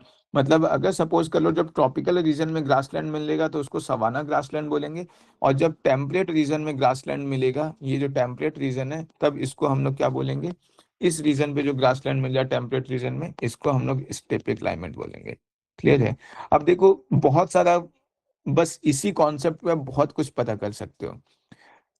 यहाँ पे देखो स्टेपिक क्लाइमेट है, मैंने क्या बोला, ये टेम्परेट रीजन में पाया जाता है। अब अगर टेम्परेट रीजन में ग्रासलैंड है तो इस जगह पे बारिश क्या होगा, बहुत ज्यादा होगा या कम होगा? टेम्परेट रीजन में तो बारिश कम होता है। ट्रॉपिकल रीजन के कंपेयर में अगर हम लोग ये वाला इक्वेटर के आसपास जो ट्रॉपिकल रीजन है इसके कंपेयर में देखें तो इधर तो बारिश कम होगा ना। अब यहाँ पे बारिश क्या हो जाता है कॉम्परेटिवली, ग्रासलैंड्स में, सवाना ग्रासलैंड में थोड़ा ज्यादा हो जाता है। तो यहाँ पे हम लोग को क्या देखने को मिलेगा, घास का जो साइज है वो बहुत लंबा लंबा है। मतलब हम लोग देखे थे ना, 6 से 12 मीटर के हाइट तक जा जाता। इस जगह पे जो घास होगा, ये घास कैसा होगा, बहुत ही छोटा घास होगा। जैसे ये देख लो, ये दिख रहा है, यहाँ का घास का लंबाई बहुत ज्यादा छोटा नहीं है, ग्रासलैंड है बस। बहुत लंबा लंबा घास यहाँ पे देखने को नहीं मिलता है, जैसा कि हम लोग को इस जगह पे देखने को मिल जाता कि एलिफेंट ग्रास वगैरह था, बहुत लंबा लंबा घास था। क्लियर है? तो ये चीज बस ध्यान में रखना। बाकी बहुत सारा चीज सेम है, जैसे इस जगह पे भी ग्रासलैंड है तो ये भी क्या होगा, एग्रीकल्चर के लिए बहुत ही ज्यादा फेवरेबल होगा। वीट का कल्टीवेशन यहाँ पे बहुत ज़्यादा होगा। क्यों? क्योंकि ठंड वाला एरिया चाहिए और थोड़ा बहुत रेनफॉल भी हो जाए डिसेंट टाइप, और ठंड का टाइम है तो वहाँ पे क्या होता है, व्हीट वगैरह का कल्टीवेशन अच्छा खासा होता है। जैसे यहाँ पे देख लो इंडिया में यहाँ पे क्या हो जाए, हरियाणा पंजाब के आसपास थोड़ा टेम्परेट ग्रासलैंड टाइप देखने को मिलता है। इधर जो है इस रीजन में अगर देखो, ये स्टेपे क्लाइमेट है, क्लियर है। यहाँ पे ये पेरीज देखो, इसको पैम्पास बोलते हैं। ये जो ग्रासलैंड है इसका नाम है। जब अगर स्टेपेस बोला जा रहा है तो इसका मतलब ये जो है यूरेशिया वाला पार्ट है। जब पैम्पास बोला जा रहा है तो साउथ अमेरिका में जो यहाँ पे पाया जाता है, इसको पैम्पास बोलते हैं। साउथ अफ्रीका के पास जो पाया जाता है वेल्ड बोलते हैं। इधर डाउन्स बोलते हैं, क्लियर है, ऑस्ट्रेलिया के पास। और यहाँ पे जो है पेरिस बोलते हैं नॉर्थ अमेरिका ये सब के पास। ये ध्यान में रखना है, इसका फीचर बिल्कुल वैसा ही है। ये नाम से एक बार क्वेश्चन आ रखा है पीटी मेंस में, match the following type, I think ऐसे आया था। तो ये ध्यान में रखना है, ये ग्रासलैंड्स का ही नाम है, अलग अलग जगह पे इस नाम से पुकारा जाता है। देखो इसका खासियत क्या है ना, ये जो ग्रासलैंड्स है ये कुछ इस तरीके से पाया जाता है कि इस जगह पे ये वेस्टर्लीज विंड है, क्लियर है, ये वेस्टर्लीज विंड यहाँ पे चलता है। यहाँ पे इक्वेटोरियल रीजन में क्या होता है, ईस्टर्लीज विंड चलता है, इस जगह पे वेस्टर्लीज विंड चलता है। अब अगर ये वेस्टर्लीज विंड चल जाए तो जनरली यहाँ पे क्या होगा कि इस जगह से मॉइस्चर लेकर के आएगा, और जैसे जैसे यहाँ से दूर जाएंगे वैसे वैसे क्या होगा, बारिश इधर कम होता जाएगा। यहाँ पे थोड़ा बारिश ज्यादा होता है क्योंकि इधर जो है अपना चाइना की वजह से मानसून क्लाइमेट यहाँ पे बारिश लेकर के आता है। बट इन जनरल क्या है, ईस्ट टू वेस्ट हम लोग यहाँ पे वेस्ट टू ईस्ट जैसे जैसे जाएंगे रेनफॉल क्या होगा, घटता जाएगा। एक चीज और देखो, क्योंकि ये कॉन्टिनेंट वाले हिस्सा में होता है, याद आ जाए कॉन्टिनेंटैलिटी इफेक्ट, कि हम लोग यहाँ पे देखते थे ना, जो मुंबई हो गया कोलकाता हो गया, यहाँ पे क्या हो जाए, ऐसे रीजन में ना तो गर्मी बहुत ज्यादा हो जाए ना तो ठंड बहुत ज्यादा हो जाए। लेकिन ये दिल्ली में क्या हो जाए, गर्मी भी बहुत ज्यादा है ठंड भी बहुत ज्यादा है। क्यों? क्योंकि समुद्र से जितना ज्यादा दूर रहते हैं उतना ज़्यादा सी इफेक्ट जो होता है, सी ब्रिज लैंड ब्रिज वगैरह का इफेक्ट उतना कम होता है। तो ऐसे जगह पे क्या होता है, बहुत ज़्यादा ठंडा बहुत ज़्यादा गर्मी। जितना ज़्यादा हम लोग कोस्टल एरिया के पास रहेंगे उतना ज़्यादा क्या होगा, ठंड और गर्मी के बीच का डिफरेंस कम होगा। तो क्योंकि इसका बहुत बड़ा हिस्सा जो है ये हमारा किधर देखने को मिलता है, कॉन्टिनेंटल रीजन में देखने को मिलता है। तो ये सब साइड जब हम लोग जाएंगे तो इधर हम लोग को क्या देखने को मिलेगा, टेम्परेचर डिफरेंस बहुत ज़्यादा देखने को मिलेगा। अभी देखो रशिया और यूक्रेन का वॉर हुआ था, इस जगह पे हम लोग का ये कहीं यूक्रेन है, इधर पूरा ये रशिया वाला रीजन है। और ये पूरा का पूरा कहाँ आ रहा है, स्टेपे ग्रासलैंड्स में आ रहा है। ग्रासलैंड्स में क्या होता है, यहाँ पे एग्रीकल्चर बहुत ज्यादा होगा। एग्रीकल्चर में भी मेनली यहाँ पे टेम्परेट रीजन है तो वीट का जो गेहूं का खेती है वो बहुत ज्यादा होता है। तो उसकी वजह से क्या होगा, ये वाला जो पोर्शन है यहाँ पे हम लोग का वीट का कल्टीवेशन बहुत ज्यादा होता था। अब जब रशिया यूक्रेन का वॉर हुआ तो उसकी वजह से जो वीट का सप्लाई चेन है वो कहीं ना कहीं बाधित हो गया था। तभी तो ऐसा कंडीशन आया था कि इंडिया जो है वो वीट सप्लाई कर रहा था दुनिया भर को, क्लियर है। तो ये जो है ये ध्यान में रखना। यहाँ पे एक चीज और देखो, यहाँ पे जो विंटर सीजन है ना, विंटर सीजन के टाइम में यहाँ पे साइक्लोन वगैरह का फॉर्मेशन होता है, क्लियर है। साइक्लोन का फॉर्मेशन कैसे होगा, याद आ रहा है टेम्पलेट साइक्लोन जो हम लोग पढ़े थे। एक ट्रॉपिकल साइक्लोन होता था जो यहाँ ओशियंस वगैरह में आता था, टेम्परेट साइक्लोन जो था ऊपर वाले रीजन में आता था, जो फ्रंट्स वगैरह के डेवलपमेंट की वजह से होता था, एयर मास फ्रंट्स। अगर नहीं पता तो इसको एक बार देख लेना। यहाँ पे जो है वो विंटर के सीजन में यहाँ पे मतलब साइक्लोन्स वगैरह आता है, क्लियर है। तो इस चीज को देख लेना, बाकी सब वही है, एनिमल हस्बेंड्री इधर भी होगा, एग्रीकल्चर वगैरह इधर भी होगा। यहाँ तक सबको क्लियर है ना, कोई डाउट तो नहीं है? एक बार है तो पूछ लो सबको ही, फिर आगे थोड़ा कॉन्सेप्चुअल है मेडिटेरेनियन क्लाइमेट वगैरह।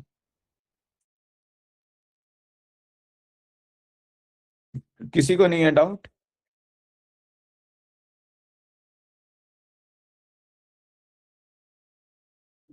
चलो ठीक है,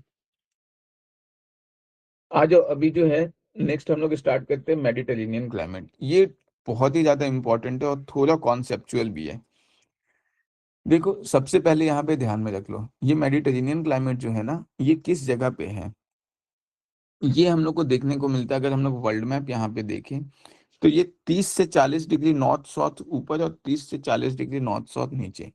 इसको समझने के लिए बस एक बार ये ध्यान में रखो, आई थिंक सबको पता होगा कि जो ITCZ है, ITCZ सबको पता है क्या होता है।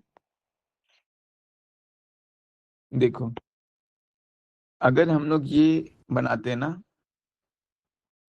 ये अगर हम लोग का अर्थ है, ये हम लोग का ये इक्वेटर ये 0 डिग्री है, ये जो है ये ट्रॉपिक ऑफ कैंसर 20, और ये जो है ये हमारा ट्रॉपिक ऑफ कैप्रिकॉर्न 23.5।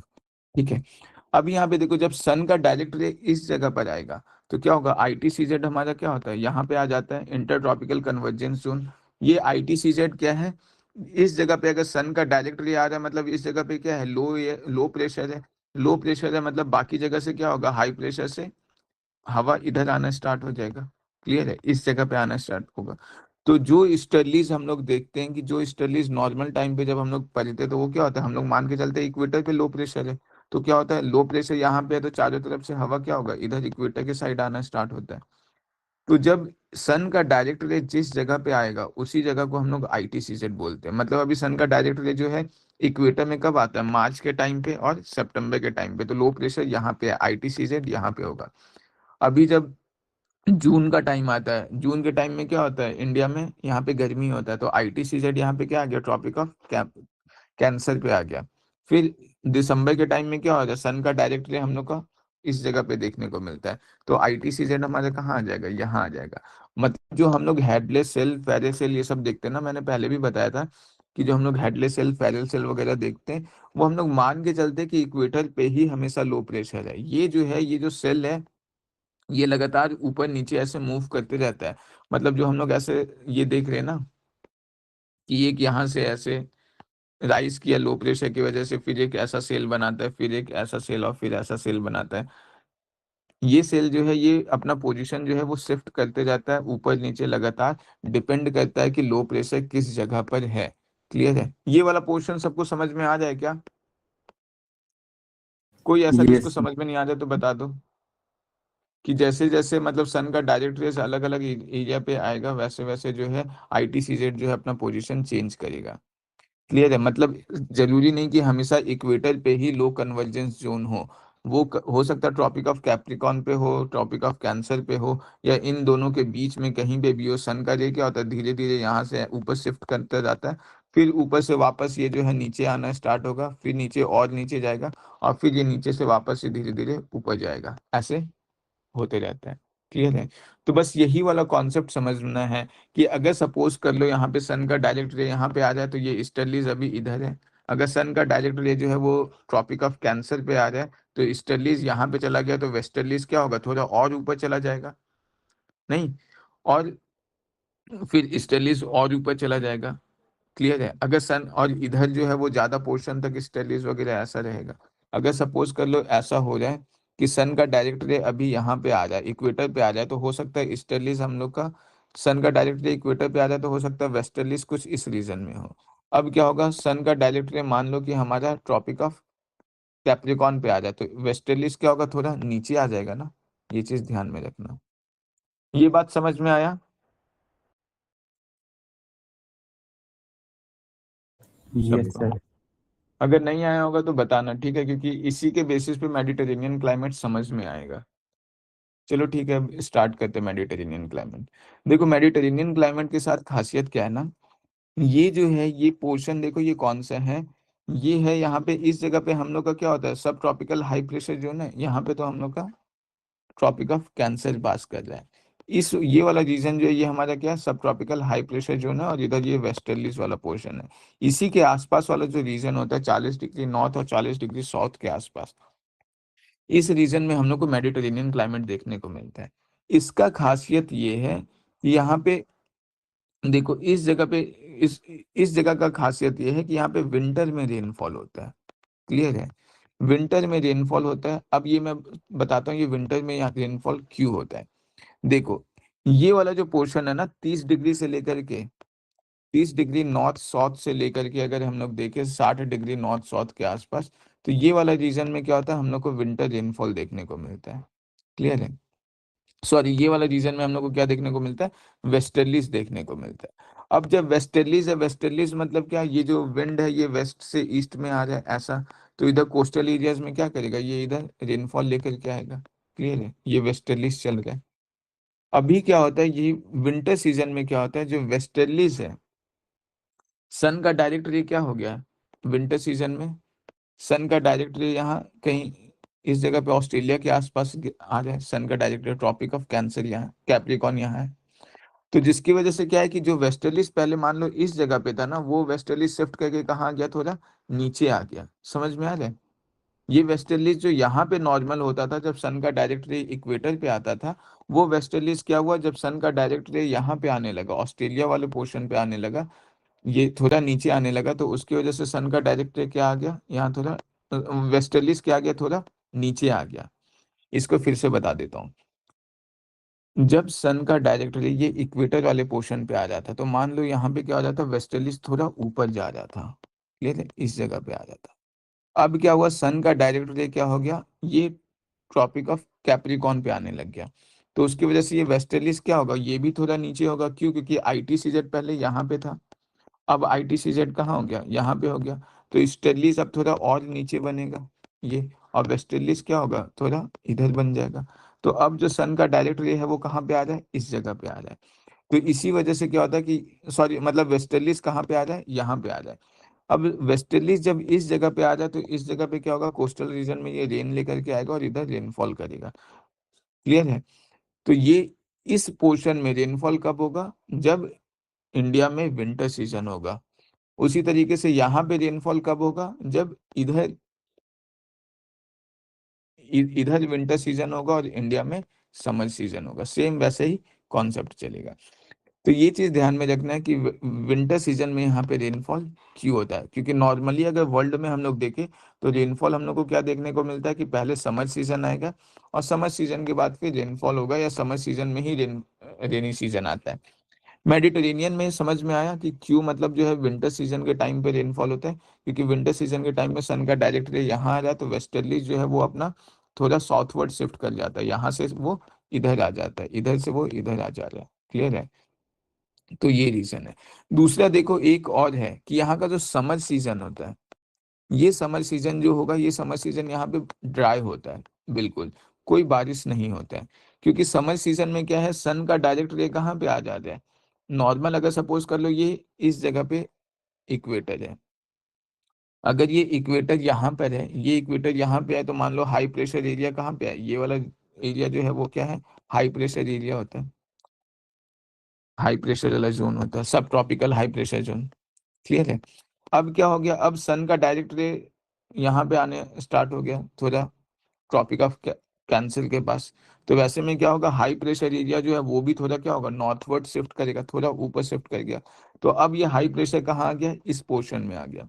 तो जब इस एरिया में हाई प्रेशर एरिया बनेगा, तो उसकी वजह से अब क्या होगा कि हाई प्रेशर एरिया में क्या होता है, रेनफॉल नहीं होता है। क्यों? क्योंकि विंड का मूवमेंट क्या हो रहा है, ऊपर से नीचे हो रहा है ना, ट्रोपोस्फियर से ऊपर वाला एरिया जो है वहां से नीचे की तरफ डाउनवर्ड मूवमेंट हो जाए।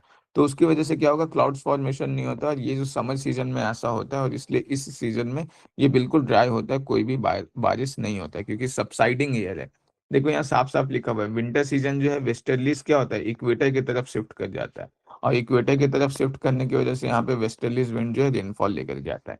समर ड्राई क्यों होता है, क्योंकि समर सीजन के टाइम में क्या होता है, सब ट्रॉपिकल हाई प्रेशर बेल्ट जो है वो यहाँ पर आ जाता है, और उसकी वजह से कोई भी क्लाउड्स का फॉर्मेशन नहीं हो पाता है, सबसाइडिंग एयर होता है, एयर डाउनवर्ड हो जाए। ये वाला कॉन्सेप्ट अच्छे से समझ में आया, क्योंकि काफी कॉन्सेप्चुअल टॉपिक है ये। नहीं सर। नहीं आया? देखो इसको ऐसे समझो, ये हमारा अर्थ है ना, ये इक्वेटर है, ये हमारा ईस्टर्लीज वाला पार्ट, इधर ईस्टर्लीज चल रहा है, ये ऐसा चल रहा है। आईटीसीजेड अभी हम लोग मान के चल रहे हैं ये यहाँ पे है, सन का डायरेक्ट रे जो है आईटीसीजेड यहाँ पे है। क्लियर है? और इस जगह से फिर क्या होता है, इस जगह पे ये विंड लो प्रेशर है, तो विंड राइज करेगा, इस जगह पे ऐसे विंड राइज करेगा। क्लियर है? राइज करने के बाद ये ट्रोपोस्फेयर में जाएगा, ट्रोपोस्फेयर में जाने के बाद फिर ये जो है विंड फैलता है चारों तरफ, फैलने के बाद ठंडा होता है, और ठंडा होने के बाद यहाँ पे सबसाइड करता है। सबसाइड करने के बाद अब ये इस जगह पे जहाँ पे सबसाइड करेगा, ये क्या होता है, सब ट्रॉपिकल हाई प्रेशर जोन, सब ट्रॉपिकल हाई प्रेशर जोन होता है। अब इस जगह पे जब एयर सबसाइड करेगा, तो क्या होगा, एयर जो है ये ईस्टर्लीज बन के इधर आ रहा है, और ये इधर वेस्टर्लीज बन के इधर जा रहा है।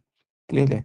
यहाँ पे ऐसे ही हो रहा है ना, इधर वेस्टर्लीज बन के विंड ऐसा जा रहा है और इधर ईस्टर्लीज बन के ऐसा जा रहा है। अब ये जो है, अब अगर मान लो ये ITCZ जो है, ये पूरा का पूरा ITCZ मैं अगर बोल दूं, ये कुछ ऐसा शिफ्ट कर जा रहा है।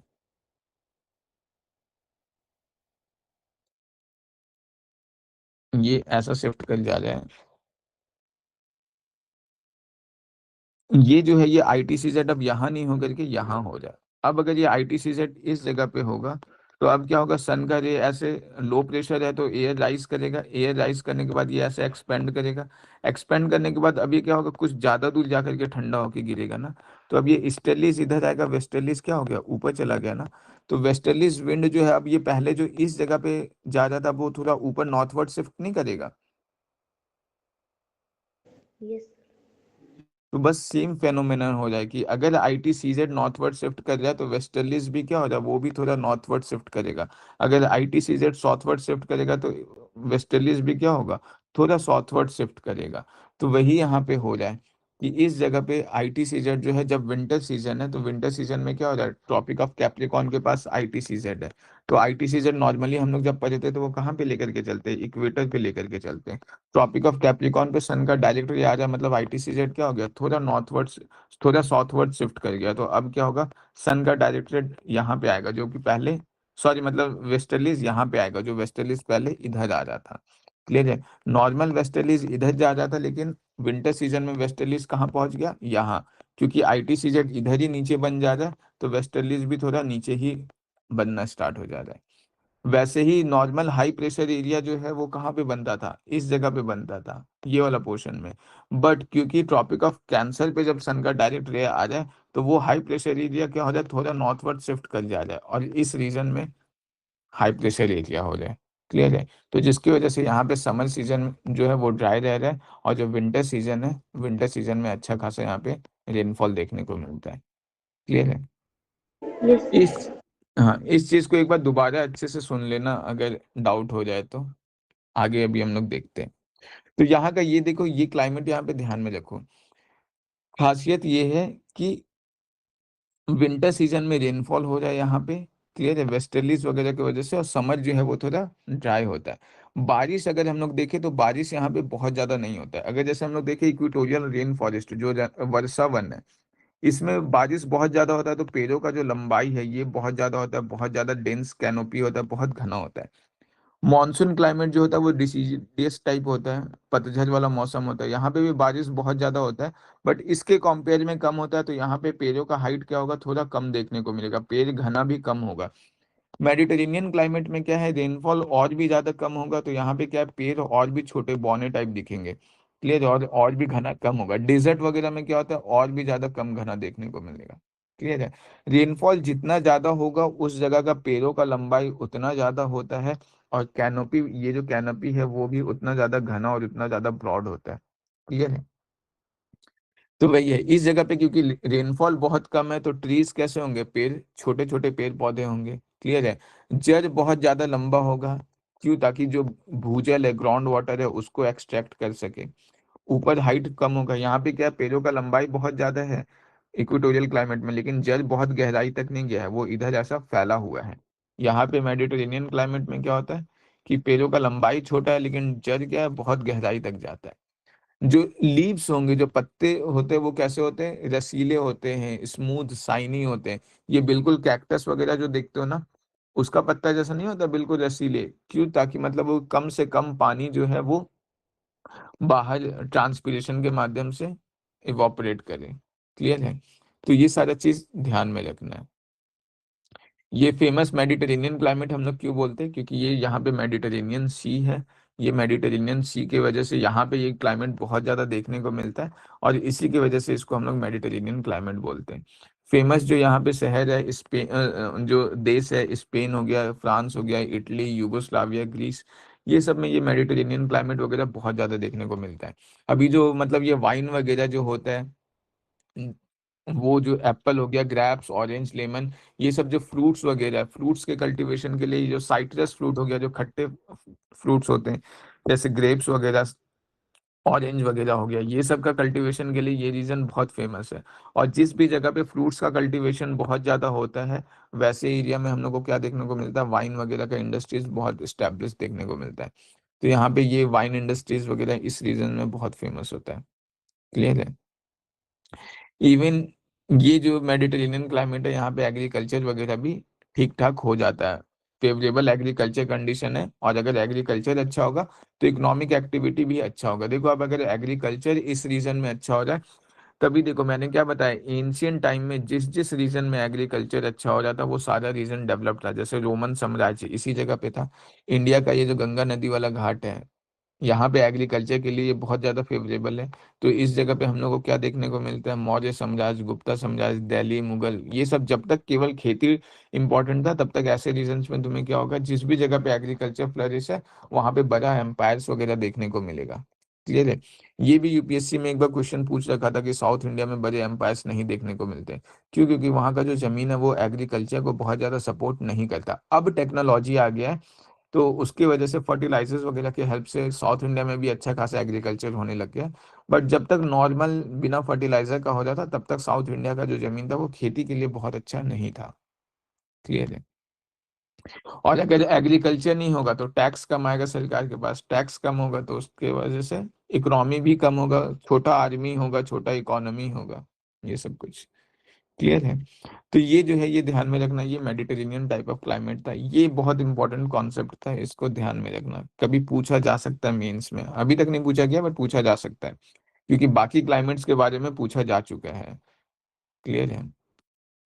फिर अब आ जाए चाइना लाइक क्लाइमेट। देखो चाइना लाइक क्लाइमेट जो है, इसको हम लोग इसलिए बोलते हैं क्योंकि ये चाइना का ये वाला जो पोर्शन है ना, ये सब वाले पोर्शन में ये जो ग्रीनिश ग्रीनिश रीजन दिख रहा है, जैसे यहाँ पे चाइना हो गया, जापान हो गया, फिर इधर ऑस्ट्रेलिया का ये जो नटाल वाला पोर्शन हो गया, यहाँ पे ये साउथ अफ्रीका का नटाल वाला पोर्शन हो गया, ये ऑस्ट्रेलिया का पोर्शन हो गया, ये सब जगह पे चाइना टाइप क्लाइमेट देखने को मिलता है। देखो ये सारा क्लाइमेट का, चाइना लाइक क्लाइमेट का खासियत क्या है, जैसा अभी हम लोग देखे थे ना इस जगह पे, जो हॉट डेजर्ट क्लाइमेट था, ये हॉट डेजर्ट क्लाइमेट किस चीज की वजह से बन रहा था, कोल्ड करेंट की वजह से बन रहा था। चाइना टाइप क्लाइमेट जो है इसका जस्ट उल्टा है, ये जो है ये वार्म ओशियन करेंट्स की वजह से बनेगा। जैसे यहाँ पे देख लो, यहाँ पे हम लोग को gulf stream warm ocean currents देखने को मिलता है। इस जगह पे ब्राजीलियन वार्म वाटर करेंट है, यहाँ पे अगुलास वार्म वाटर करेंट है, इस जगह पे क्रोशियो वार्म वाटर करेंट है, इधर east Australian warm water current है। जिस भी जगह पे वार्म वाटर करेंट होगा, ये मेनली 25 से 40 डिग्री सेल जो लैटिट्यूड है, नॉर्थ साउथ दोनों में, वैसे जगह पे जो वार्म वाटर करेंट है वहां पे ये देखने को मिलता है चाइना लाइक क्लाइमेट। अब अगर इतना मैंने बता दिया कि वार्म वाटर क्लाइमेट है और कौन सा रीजन है, 25 डिग्री से लेकर के 40 डिग्री नॉर्थ साउथ है, इसका मतलब ये क्या है, ट्रॉपिकल रीजन के आसपास है, इसका मतलब यहाँ पे रेनफॉल क्या होगा, रेनफॉल तो अच्छा खासा होगा। वार्म वाटर क्लाइमेट है तो अच्छा खासा रेनफॉल तो होना ही होना है। क्लियर है। और क्योंकि ये कोस्टल एरियाज में मेनली ज्यादा पाए जाते हैं, तो उसकी वजह से क्या है, सालों भर हल्का हल्का बारिश होते रहता है। एग्रीकल्चर यहाँ पे अच्छा खासा फ्लरिश करता है। समर वगैरह का टाइम में अच्छा खासा यहाँ पे रेनफॉल देखने को मिलता है। क्लियर है। मेन जो है वो यही है। एक चीज और ध्यान में रखो, ये जो भी है, ये एक तो पानी कैसा है, गर्म है, और कौन सा रीजन है, 25 से 40 डिग्री ट्रॉपिकल रीजन के आसपास का रीजन है। तो ऐसे रीजन्स में क्या होगा, पानी गर्म होने की वजह से क्या होगा, जो हम लोग ट्रॉपिकल साइक्लोन पढ़े थे, याद आ रहा है, ट्रॉपिकल साइक्लोन के लिए फर्स्ट कंडीशन क्या था कि पानी का टेम्परेचर अच्छा खासा गर्म होना चाहिए। जैसे इस जगह पे ट्रॉपिकल साइक्लोन बनता है, 25 डिग्री सेल्सियस के आसपास अगर पानी का टेम्परेचर है और लो प्रेशर है, तो वैसे जगह पे क्या होता है, साइक्लोन्स का फॉर्मेशन होता है। तो ये क्योंकि वैसे रीजन में है जहाँ पे सूर्य का रोशनी अच्छा खासा आता है, तो जिसकी वजह से यहाँ पे क्या देखने को मिलेगा, वार्म ओशन करंट और प्लस टेम्परेचर हाई है। तो अब यहाँ पे साइक्लोन्स का भी फॉर्मेशन देखने को मिलेगा। तो इसीलिए ये वो रीजन है जहाँ पे साइक्लोन्स अक्सर आते रहते हैं। क्लियर है। तो ये चीज जो है ये ध्यान में रखना कि साइक्लोन्स काफी ज्यादा आएंगे, एग्रीकल्चर काफी अच्छा खासा होगा, वार्म वाटर करंट है, बारिश लेकर के आएगा, साल भर हल्का हल्का बारिश होते रहता है, ऐसा नहीं है कि बस समर सीजन में होगा या विंटर सीजन में होगा, सालों भर होता है, थोड़ा थोड़ा होता है, बहुत ज्यादा भी बारिश नहीं होता है, बट बारिश होते रहता है। तो एग्रीकल्चर के लिए बहुत ज्यादा फेवरेबल है, और जहां पे भी एग्रीकल्चर के लिए फेवरेबल होगा तो वैसे केस में क्या होगा, अच्छा खासा रेनफॉल होगा।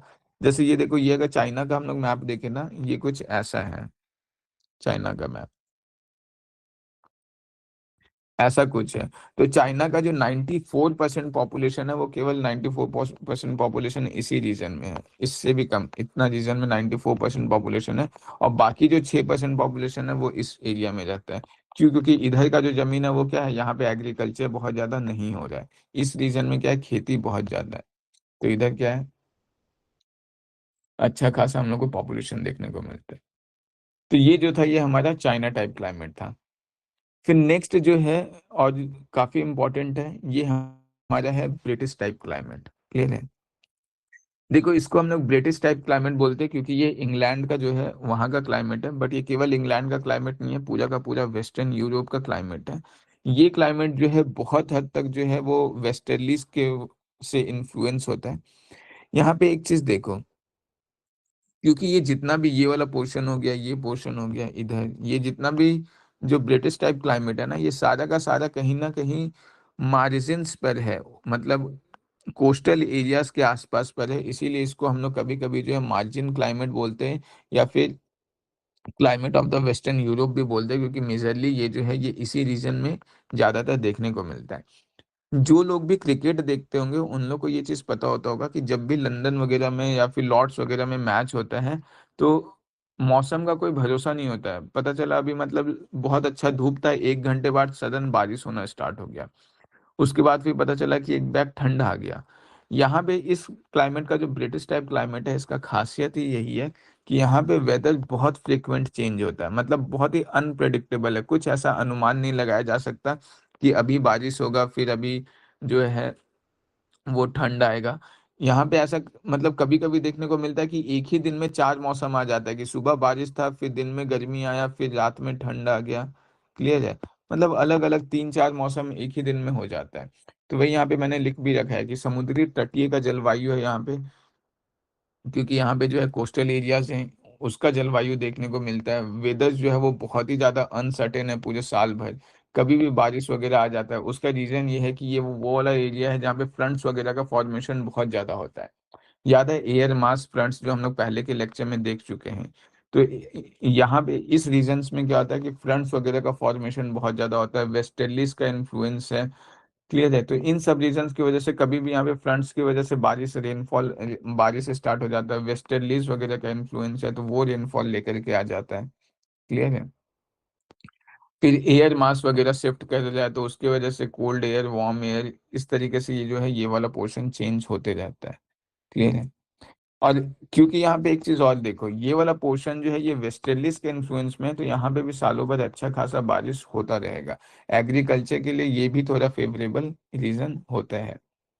तो ये चीज ध्यान में रखना। और क्योंकि यहाँ पे ये वाला पोर्शन अगर हम लोग देखें तो ये क्योंकि कोस्टल एरियाज में आ रहा है, और साथ ही साथ यहाँ पे रेनफॉल भी अच्छा खासा हो रहा है, तो हम लोग देखें कि एग्रीकल्चर यहाँ पे अच्छा खासा होगा। साथ ही साथ अगर एग्रीकल्चर हो जाए तो यहाँ का इकोनॉमी वगैरह भी देखने को मिलेगा। इसीलिए देखो इंडस्ट्रियलाइजेशन इस रीजन में होने का, एक वेस्टर्न यूरोप वाले रीजन में, जर्मनी, फ्रांस, इंग्लैंड, ये सब में होने का एक बहुत बड़ा रीजन था कि इधर का एग्रीकल्चर अच्छा था। क्लियर है? दूसरा एक चीज जो छूट गया यहाँ पे मेडिटेरेनियन क्लाइमेट में, एक यहाँ पे छूट गया था कि ये क्योंकि यहाँ पे हाई प्रेशर एरिया वाले में ये आता है ना, समर के टाइम में यहाँ पे क्या है, हाई प्रेशर है। तो हाई प्रेशर होने की वजह से इस रीजन में डस्ट का भी इशू बहुत ज्यादा नहीं होता है। जहाँ पे भी लो प्रेशर वाला एरिया होगा, जैसे हम लोग देखते हैं ना, जब गर्मी का सीजन है तो गर्मी में लू बहुत ज्यादा चलता है।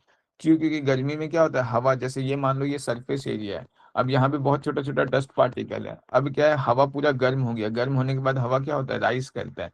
जब ये राइस करेगा तो क्या होता है, ये जो डस्ट पार्टिकल्स है इसको भी हवा में उठा लेता है, और जिसकी वजह से बहुत ज्यादा हम लोग को डस्ट का इशू देखने को मिलता है।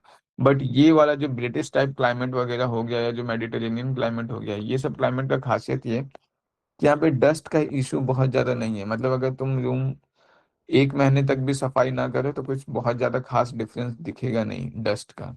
क्लियर है? बट इंडिया वगैरह के केस में क्या है, जो ट्रॉपिकल रीजन्स है, यहाँ पे क्या है, हर दिन मतलब झाड़ू लगाना पड़ता है क्योंकि डस्ट का इशू बहुत ज्यादा है। तो ये चीज ध्यान में रखना। एग्रीकल्चर बहुत डेंस है, तो इसीलिए यूरोप वगैरह का पॉपुलेशन भी अच्छा खासा डेंस था। अभी धीरे धीरे पॉपुलेशन डिक्लाइन कर रहा है, बट अपने टाइम पे काफी डेंस पॉपुलेशन हुआ करता था इस रीजन का। क्लियर है? तो ये सब हम लोग देख लिए, सी इफेक्ट, सी ब्रीज वगैरह सब देख लिए। क्लियर है, ये सब एक बार रीड कर लेना, नोट्स दे दूंगा। फिर अब आ जाओ टाइगा क्लाइमेट पे। देखो ये जो टाइगा क्लाइमेट है ना, ये सबसे बड़ा बायोम है अर्थ का। टाइगा क्लाइमेट जो है इसको हम लोग बोरियल क्लाइमेट भी बोलते हैं। इसका खासियत मैं बता देता हूँ। ये जो है ना, ये वो रीजन है जहाँ पे कॉर्निफरस ट्रीज वगैरह देखने को मिलते हैं, जैसे क्रिसमस ट्रीज वगैरह हो गया। क्लियर है, यहाँ पे जो है इस टाइप का मतलब कॉर्निफरस ट्रीज देखने को मिलते हैं। ये वो रीजन है जो मतलब यहाँ पे अगर वर्ल्ड मैप में देखो तो ये देखो, ये क्या है, इस जगह पे कहीं स्टेपे क्लाइमेट था, याद है, ग्रासलैंड्स वगैरह। इस उसके बाद यहाँ पे ऊपर में हम लोग को क्या देखने को मिला, ये टेम्परेट रीजन में है, इस जगह पे क्या है, यहाँ पे हम लोग को टाइगा क्लाइमेट देखने को मिला है। और इसके ऊपर, ये टाइगा क्लाइमेट के ऊपर वाला भी जो इधर ये पोर्शन है, इस पोर्शन पे हम लोग को क्या देखने को मिलेगा, तुंद्रा क्लाइमेट। देखो ये टाइगा क्लाइमेट का बस फीचर ध्यान में रखो कि इसको टाइगा बोलते क्यों हैं। ये टाइगा नाम पड़ा है कॉनिफेरस ट्रीज की वजह से। कॉनिफेरस ट्रीज ध्यान है ना, ये जो क्रिसमस ट्रीज टाइप होता है। क्लियर है, जो ये क्रिसमस ट्रीज टाइप होता है, ये जो है ऐसा पेड़ जो कॉनिफोरस ट्रीज है, ये सब यहाँ पे बहुत ज्यादा पाया जाता है। इसका अगर लीव्स वगैरह देखा जाए तो बहुत ही नुकीला लीव्स होता है। नुकीला इसलिए होता है ताकि मतलब जो स्नोफॉल वगैरह है, एक तो जो बर्फ वगैरह है वो इस पे ज्यादा देर टिके ना, क्योंकि अगर ऐसा फ्लैट लीव्स होगा इस टाइप का, तो ये क्या होगा, बर्फ को होल्ड करके रखेगा और उससे पत्ता खराब हो जाएगा। तो यहाँ पे क्या होता है, बर्फ जो होता है वो फिसल के गिर जाता है। और दूसरा पत्ता अगर मतलब उसको, बर्फ को होल्ड करने के लिए फिर इस पत्ते को भी बहुत मोटा और मजबूत होना पड़ेगा, जो उतना नहीं होता। तो इसीलिए ये एकदम अ, अ, नुकीला पत्ते होते हैं इसका। और ये जो है, ये बर्फ को ऐसे होल्ड नहीं करता, वो धीरे धीरे नीचे ऐसे गिरा देता है। क्लियर है। और दूसरा जो है, इसका लीव्स ऐसे नुकीला होने का रीजन ये भी है कि जब भी मतलब लीव्स अगर पतला या नुकीला है ना, तो वहाँ इसका मतलब है जो वो वाटर है उसको सेव करने का कोशिश कर रहा है। क्योंकि लीव्स अगर ब्रॉड होंगे तो वैसे केसेस में क्या होता है, ट्रांसपीरेशन या इवापोरेशन यहाँ पे बहुत ज्यादा देखने को मिलता है। क्लियर है। अब सिंपल सा बात देखो, जिस भी जगह पे टाइगर क्लाइमेट वगैरह पाया जाएगा, उस जगह पे क्या होता है, साल का 7 से 8 महीना 0 डिग्री से भी कम टेम्परेचर होता है। मतलब अगर एवरेज टेम्परेचर पूरा साल का देखा जाए तो -5 डिग्री सेल्सियस से 5 डिग्री सेल्सियस के आसपास है। बहुत ही कम टेम्परेचर है। इतना कम टेम्परेचर होने के बाद यहाँ का जो सर्वाइवल रेट है या जानवरों का जो फर्टिलिटी रेट है, ये फर्टिलिटी रेट वगैरह बहुत कम होता है। कम फर्टिलिटी रेट होने की वजह से क्या है, इस जगह का जनसंख्या चाहे जानवर हो या इंसान हो, इन सब में काफी कम देखने को मिलता है। तो ये वो रीजन है जहाँ पे पॉपुलेशन वगैरह क्या है, बहुत ही कम है। तभी देखो ये, अगर हम लोग देखें ये रशिया का मैप, तो ये रशिया में भी जो मेजोरिटी पॉपुलेशन है वो कहाँ है, इस रीजन में है। इधर पूरा ये रीजन जो है, ये पूरा क्या है, इधर पॉपुलेशन बहुत ही कम है। क्लियर है। तो वही है कि यहाँ पे पॉपुलेशन बहुत कम देखने को मिलता है। साल का 7 से 8 महीना जो है यहाँ पे टेम्परेचर 0 डिग्री सेल्सियस के आसपास होता है। क्लियर है। कॉनिफेरस ट्रीज देखने को मिलता है। फिर ट्रीज जो फेमस फेमस ट्रीज है, जैसे सेदार हो गया, फर हो गया, पाइन हो गया, ये सब हो गया। यहाँ का जो लकड़ी होता है, ये इंफ्रास्ट्रक्चर डेवलप करने के लिए काफी ज्यादा अच्छा होता है, जैसे कश्मीरी वुड वगैरह ये सब जो हो गया। वहाँ पे पेड़ों का कटाई जो है वो काफी ज्यादा होता है, मतलब इंफ्रास्ट्रक्चर के लिए काफी अच्छा होता है। घर वगैरह ये सब बनाने, जैसे वुडन घर हो गया, ये सब बनाना हो गया। क्लियर है। तो इन चीजों के लिए। और फिर ये क्या है, स्नो क्लाइमेट वगैरह ये सब हम लोग देख ही लिए। रेनफॉल जो है बहुत ज़्यादा यहाँ पे होता नहीं है, एग्रीकल्चर वगैरह के लिए ये बहुत ज़्यादा फेवरेबल है नहीं। ये जो है ना, अभी जो हम लोग देखे थे ना, इस चीज़ को हमेशा ध्यान में रखो, जो अभी मैंने बताया था ये वाला, कि सबसे पहले ये डेजर्ट एरिया टाइप आएगा। ये डेजर्ट एरिया के बाद फिर यहाँ पे क्या आएगा, ग्रासलैंड्स वगैरह आएगा। ये ग्रासलैंड जो है, ये जिसको हम लोग सवाना ग्रासलैंड बोले। उसके बाद फिर डिसीडियस फॉरेस्ट आएगा। डिसीडियस फॉरेस्ट में जो पेड़ पौधा ऐसा होगा जो पतझड़ के टाइम झड़ जाएगा। और उसके बाद फिर बहुत ही घना जंगल आएगा, जो हम लोग का इक्वेटोरियल रेन फॉरेस्ट होगा। क्लियर है, ऐसा चलता है। लेकिन अगर हम लोग पहाड़ों में देखें ना, तो पहाड़ों में ये क्या होता है, ये कुछ अलग टाइप से चलता है। जैसे सपोज कर लो ये हिमालय का पहाड़ है, तो हिमालय के पहाड़ के अगर हम लोग नीचे में देखें तो यहाँ पे तो अच्छा खासा काफी घना जंगल देखने को मिलेगा।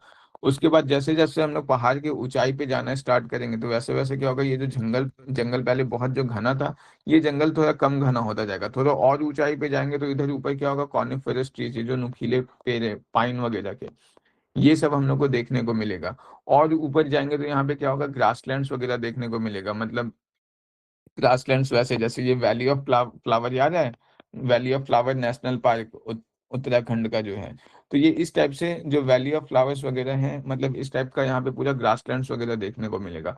और ऊपर जाओगे तो यहाँ पे क्या है, ग्रासलैंड्स के भी ऊपर जाओगे तो यहाँ पे तुंद्रा टाइप क्लाइमेट देखने को मिलेगा। जो भी हम लोग देखेंगे ये तुंद्रा टाइप क्लाइमेट क्या होता है। और ऊपर जाओगे तो फिर इधर क्या है, बर्फ देखने को मिलेगा। क्लियर है। तो अभी जो ये हम लोग देख रहे हैं ये क्या है, ये मतलब हम लोग का टाइगर टाइप क्लाइमेट है, जो कॉनिफरस ट्रीज वगैरह है सब है। यहाँ पे ठंड बहुत ज्यादा देखने को मिलता है।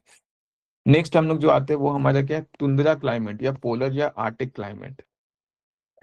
ये देखो इसका नाम तुंद्रा क्यों पड़ा। तुंद्रा क्लाइमेट जो है ना, ये मतलब बिल्कुल ट्रीलेस कोल्ड रीजन है, यहाँ पे पेड़ पाया ही नहीं जाता। जैसा अभी मैंने बताया ना कि पहाड़ों में अगर इस जगह पे बहुत ऊपर जाओगे, क्लियर है, तो एक ऐसा रीजन आएगा जहाँ पे कोई ट्रीज होते ही नहीं है, नो ट्रीज। क्लियर है। कोई पेड़ नहीं देखने को मिलेगा, बस मतलब काई वगैरह देखने को मिलेगा। जो हम लोग अगर मैप में देखें, ये पेड़ों में जैसे ऐसा काई दिख रहा है, या पत्थर वगैरह में ऐसा जो काई होता है। और अच्छे से अगर मैप देखे तो ये देखो, ये दिख रहा है, ये पूरा काई है। इस टाइप का देखने को मिलेगा ये पूरा काई है, कोई पेड़ पौधा यहाँ पे नहीं है। क्लियर है, पूरा ये काई है पत्थर वगैरह में। तो इस तरीके से देखने को मिलता है। तो ये जो हमारा तुंद्रा क्लाइमेट है ना, इसका खासियत ये है कि ये ट्रीलेस कोल्ड रीजन है, यहाँ पे कोई पेड़ वगैरह नहीं पाया जाता है। और ये जो है, ये मतलब हम लोग का जो ताइगा क्लाइमेट था, इससे भी ऊपर में पाया जा रहा है। रीजन ही देख लो ना, ये किस रीजन में है। ये बिल्कुल आर्टिक ओशन के आसपास वाला रीजन है। इस रीजन में ये पाया जाता है। अब इस जगह पे बताओ टेम्परेचर, जब यहीं पे टेम्परेचर क्या हो जाता, -5 से 5 डिग्री सेल्सियस था, तो इस जगह पे तो टेम्परेचर और भी ज्यादा नेगेटिव में जाएगा। क्लियर है। तो देख लो यहाँ पे टेम्परेचर -12 डिग्री सेल्सियस से -8 डिग्री सेल्सियस जा रहा है। मतलब इस जगह पे रहना तो बहुत ही ज्यादा डिफिकल्ट है। तो यहाँ पे पॉपुलेशन हम लोग को और ज्यादा कम देखने को मिलेगा। इसको coldest place of the world भी बोलते हैं। देखो यहाँ पे जो ट्राइब्स लोग रहते हैं ना, ये इस टाइप के वुलन क्लोथ्स पहने हुए एनिमल्स का, इसको इन ट्राइब्स को एस्किनो बोला जाता है। क्लियर है। रेन डियर, व्हाइट बियर, ये जो है, ये पोलर बियर्स वगैरह हो गया, रेन डियर वगैरह हो गया, ये सब जानवर यहाँ पे देखने को मिलते हैं, जो वही मॉसेस या लाइकन वगैरह खाते हैं। यहाँ पे मेनली जो है पेड़ पौधा नहीं देखने को मिलता है, मॉसेस देखने को मिलता है या लाइकन देखने को मिलता है। मॉसेस क्या होता है, मॉसेस हम लोग काई को बोलते हैं, ये जो हरा हरा काई लग जाता है ना पत्थर वगैरह पे, ये मॉसेस है। लाइकेन जो है ये इस टाइप का कुछ होता है। ये एक्चुअली सिम्बायोटिक रिलेशनशिप होता है एल्गी वगैरह और फंगस वगैरह के बीच में। तो ये जो है ये लाइकेन है हमारा। क्लियर है। ये सारा देखा होगा कभी, गांव वगैरह गया होगा तो ये सब जो है यही मतलब ये tiger type climate, tundra type climate में हम लोग को यही सब देखने को मिलता है। क्लियर है। पॉपुलेशन यहाँ का क्या होगा, बहुत ही ज्यादा कम होगा। तो ये सब है। फिर लास्ट है अल्पाइन क्लाइमेट। देखो ये अल्पाइन क्लाइमेट है ना, अभी तक हम लोग जितना भी क्लाइमेट पढ़े थे वो सारा लैटिट्यूड के बेसिस पे देखे थे। अल्पाइन क्लाइमेट जो है ये हम लोग एलिवेशन के बेसिस पे देखते हैं। जैसे ये अल्पाइन क्लाइमेट, जैसे मान लो ये हिमालय वाला पोर्शन है, तो हिमालय बहुत ऊंचा हाइट पे है, तो ऊपर में क्या है, ये पूरा बर्फ है। तो ये वाला पोर्शन जो है इसको हम लोग अल्पाइन क्लाइमेट बोलते हैं। क्लियर है। तो ये कुछ ऐसा होता है कि जब हम लोग on the basis of elevation, ऊंचाई के आधार पर जब हम लोग क्लाइमेट बांट रहे हैं, जैसे मान लो यहाँ पे नॉर्थ अमेरिका है, तो यहाँ पे रॉकी माउंटेन है, बहुत ऊंचाई है इसका, तो इस जगह पे हम लोग को अल्पाइन क्लाइमेट देखने को मिलेगा। साउथ अमेरिका में यहाँ पे एंडिस क्लाइमेट है। इधर जो अगर हम लोग देखें, एल्प्स माउंटेन हो गया यूरोप में, इधर हिमालयाज वगैरह हो गया।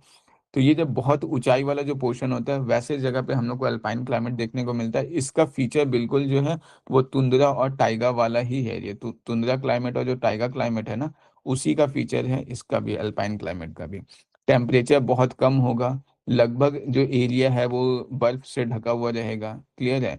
स्लोप्स पे जो रेनफॉल है वो अच्छा खासा ठीक ठाक हो जाता है, स्नो के फॉर्म में होता है। क्लियर है। और कॉनिफेरस ट्रीज वगैरह देखने को मिलेगा। इसका अगर हम लोग अल्पाइन क्लाइमेट को देखें, तो ये बिल्कुल ये अल्पाइन क्लाइमेट का ही है कि पहाड़ पे जैसे जैसे जा रहे हैं, ये टेम्परेचर कैसे वेरी कर रहा है। और साथ ही साथ वहाँ का वेजिटेशन भी वेरी कर रहा है, कि नीचे में घना जंगल है, फिर ऊपर जैसे जैसे जा रहे हैं बारिश का हो रहा है, थोड़ा कम होता है, तो इधर जो है, और ठंड भी बहुत ज़्यादा है, तो इधर कॉनिफेरस ट्रीज देखने को मिलेगा। और ऊपर जाएंगे तो इधर ग्रासलैंड्स देखने को मिलेगा। ये वही ग्रासलैंड्स को ऐसे यहाँ पे दिखाया गया। ये ग्रासलैंड्स में क्या है, तुम्हारा वैली ऑफ फ्लावर्स वगैरह टाइप की काफी हाइट पे देखने को मिलेगा। और ऊपर जाओगे इस रीजन में, तो यहाँ पे ये तुम्हारा ये वाला पोर्शन तुंद्रा टाइप क्लाइमेट देखने को मिलेगा, जो काई वगैरह ऐसा पत्थर पे जमा हुआ है ये सब। और एकदम ऊपर जाओगे तो यहाँ पे फिर कोई लाइफ देखने को मिलेगा ही नहीं, बस बर्फ ही बर्फ है। क्लियर है?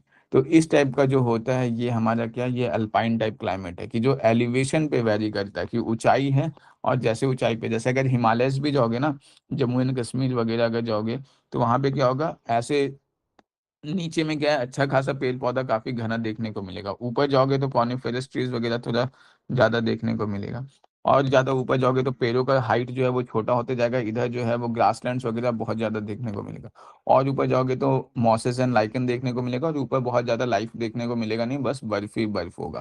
क्लियर है? अब देखो, क्योंकि यहाँ पे पेड़ों में ऊपर में क्या है, इस जगह पे ग्रासलैंड्स वगैरह हैं, यहाँ पे घास भूमि वगैरह है, तो अब क्या होगा, जो चारवाहे हैं वो अपना जानवर लेकर के, क्या होता है, भेड़ों को लेकर के या घोड़ों को लेकर के इधर ऊपर जाते हैं और यहाँ पे चारवाहे का काम करते हैं।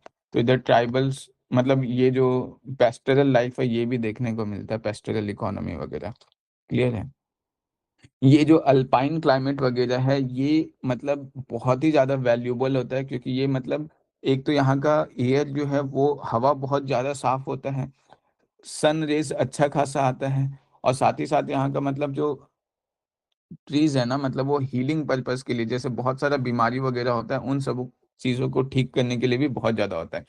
मतलब जो हिमालयस वगैरह का जो हवा है वो बहुत ही ज़्यादा साफ होता है, तो वो हेल्थ पर्पस के लिए भी बहुत ज़्यादा अच्छा होता है। तो ये सारा कुछ कुछ चीज़ था जो हम लोग देखें। इसको समराइज अगर कर दूं, समराइज कर दूं क्या, ये चैप्टर कंप्लीट हो गया अपन का।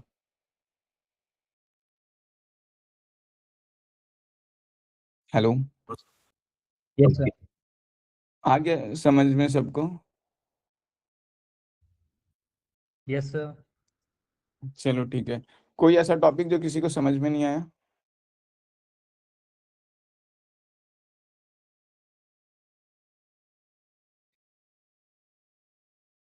चलो ठीक है जी। हाँ।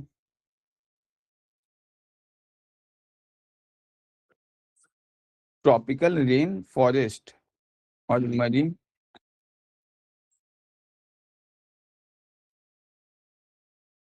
Marine west coast. ट्रॉपिकल, देखो ऐसा नहीं है कि दोनों सेम है, ऐसे कैसे बोल सकते हैं जो।